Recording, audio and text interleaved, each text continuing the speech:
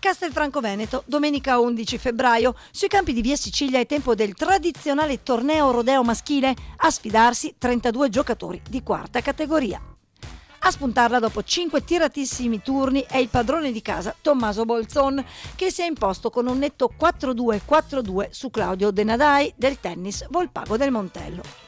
A bordo campo non c'è certo il pubblico delle grandi occasioni, ma poco conta. I presenti, quasi tutti in piedi sulla terra rossa, sono qui per fare il tifo per un solo giocatore, il proprio. E in questo caso non c'è fair play che conti, nemmeno se sei il direttore del torneo, il direttore sportivo del circolo, e in campo scendono 2 giocatori del tuo club, perché se gioca tuo figlio... E il cuore va da una parte sola, c'è poco da fare. Sono troppo teso e quindi prendo le parti di mio figlio, giustamente, insomma. Lunga tradizione quella del club trevigiano, che conta oggi un buon numero di soci. Qui abbiamo 299 tesserati nel 2017.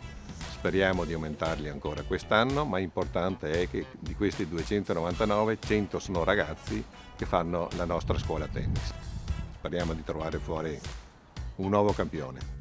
Intanto per ora a Castelfranco i campioni si accontentano di vederli sullo schermo e ovviamente in Clubhouse il telecomando non serve. In TV esiste solo Super Tennis. Occhi puntati sulla Fed Cup, con la speranza che un domani una ragazzina di Castelfranco possa vestire l'azzurro. Sarebbe un'esperienza meravigliosa, un sogno, però la strada è molto lunga e non è detto, insomma, che ci si arrivi.